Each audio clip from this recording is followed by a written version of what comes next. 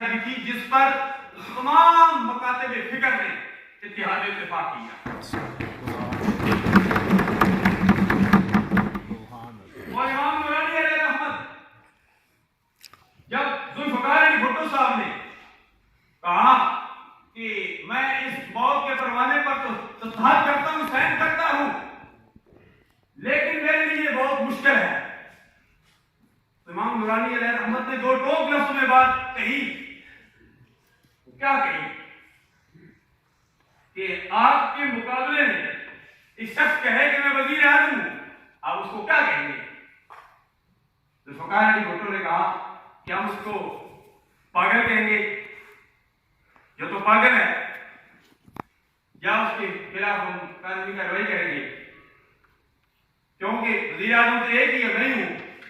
امام نورانی علیہ رحمت نے یہی فرمایا کہ سرکار اکرام صلی اللہ علیہ وسلم آخری نبی ہیں، نبی کے مقابلے میں کوئی نبی نہیں آ سکتا. جس طرح آپ وزیر اعظم ہیں، کوئی دوسرا وزیر اعظم نہیں بن سکتا. اس وقت ذوالفقار علی بھٹو شہید ہیں. میں شہید اس لیے کہتا ہوں، جماعت میری وہ نہیں ہے، لیکن میں نے وہ کام کیا، یہ کام ان کو جنت کے لیے، جنت کے پروانے کے لیے، یہ ان کے لیے کام کافی ہے.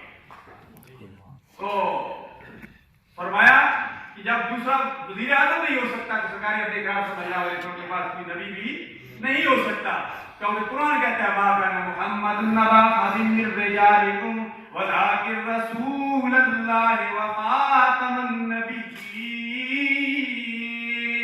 سبحان اللہ. اللہ تبارک و تعالیٰ نے سورہ احزاب میں فرما دیا اللہ کے پیارے حبیب علیہ تحیت و سلام آخری نبی ہے، اللہ کے بعد کوئی نبی نہیں آئے گا.